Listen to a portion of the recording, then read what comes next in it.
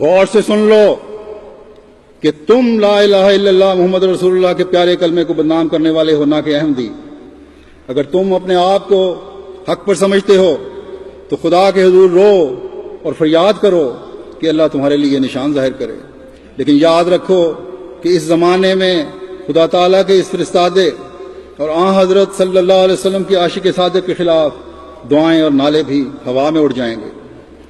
حضرت مسیح موعود علیہ الصلوۃ والسلام نے تمام مخالفین کو یہ کھلا چیلنج دیا ہے کہ میرے پر بد دعائیں خدا تعالیٰ کبھی نہیں سنے گا۔ آپ فرماتے ہیں میں محض نصیحتاً للہ مخالف علماء اور ان کے ہم خیال لوگوں کو کہتا ہوں کہ گالیاں دینا اور بد زبانی کرنا طریق شرافت نہیں ہے۔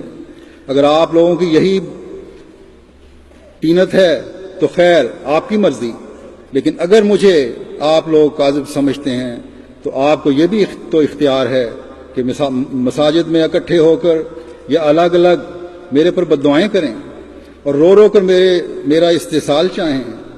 پھر اگر میں کاذب ہوں گا تو ضرور وہ دعائیں قبول ہو جائیں گی، اور آپ لوگ ہمیشہ دعائیں کرتے بھی ہیں۔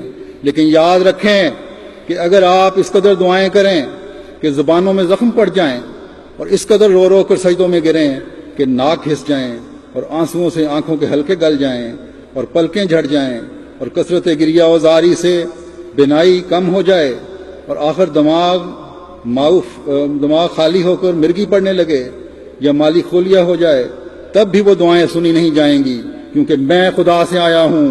جو شخص میرے پر بد دعا کرے گا وہ بد دعا اسی پر پڑے گی۔ جو شخص میری نسبت یہ کہتا ہے کہ اس پر لعنت ہو، وہ لعنت اس کے دل پر پڑتی ہے مگر اسے خبر نہیں۔ غلام احمد کی قادیان دارالمان، قادیان دارالمان، نعرہ تکبیر۔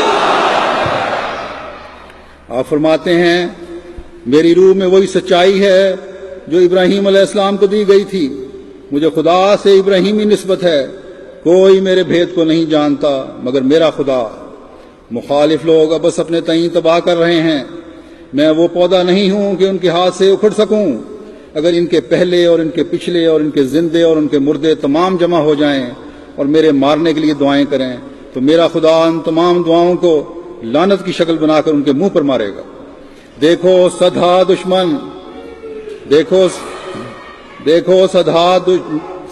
دانشمند آدمی آپ لوگوں کی جماعت میں سے نکل کر ہماری جماعت میں ملتے جاتے ہیں۔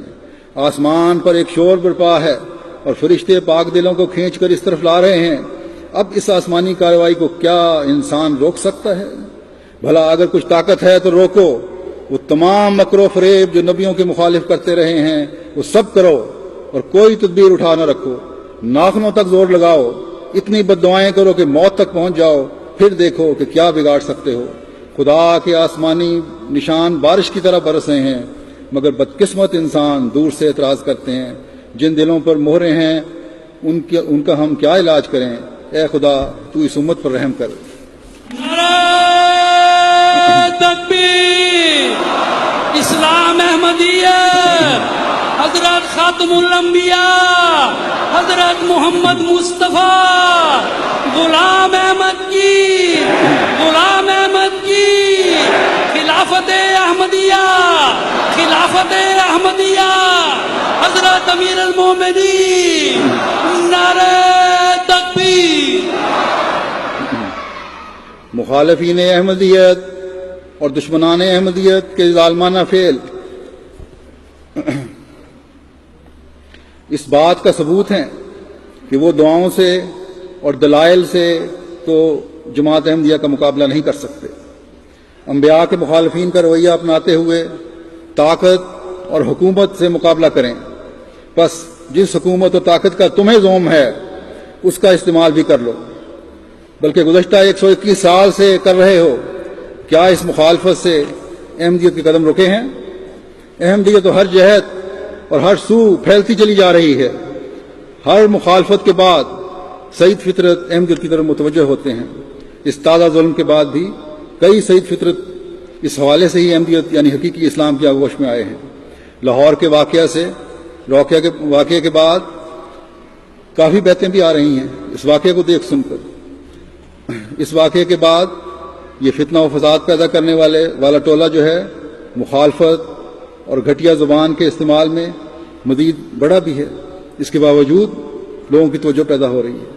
ٹی وی پروگراموں میں بغیر کسی روک ٹوک کے ان کی دریدہ دہنی کے پروگرام دکھائے جاتے ہیں، اور اگر کسی ٹی وی چینل نے احمدیوں کو وقوع کی روشنی میں حقائق پیش کرنے اور پاکستان کی تعمیر میں جماعت احمدیہ کے کردار کے بارے میں روشنی ڈالنے کے لیے بلانے کا اظہار کیا تو یا ملا کے خوف سے یا حکومتی ادارے کے خوف سے اس پروگرام کے کرنے کی اجازت نہیں ملی، یا خود ہی بعد میں کہہ دیا کہ ہمیں اجازت نہیں، اس لیے کہ ان کو پتہ ہے کہ قوم کی آنکھوں پر جو ان نام نہاد علماء کے غلط پروپیگنڈے نے پردہ ڈالا ہوا ہے، احمدیوں کا موقف سامنے آنے پر یہ پردہ چاک ہو جائے گا۔ جن کی احمدیوں کو گالیاں دینے اور مسیح موعود علیہ الصلوۃ والسلام کے خلاف گھٹیا زبان استعمال کرنے کی وجہ سے روزی لگی ہوئی ہے، وہ روٹی بند ہو جائے گی ان کی۔ بس یہ نفس پرست ملا ہیں جنہوں نے بدقسمتی سے پاکستانی حکومتوں کو یرغمال بنایا ہوا ہے، اور حکومتیں بھی اپنا الہ، اپنا معبود ان ملاؤں کو سمجھتے ہوئے آنکھیں اور کان بند کر دیتی ہیں۔ جماعت احمدیہ عالمگیر، جماعت احمدیہ عالمگیر، MTA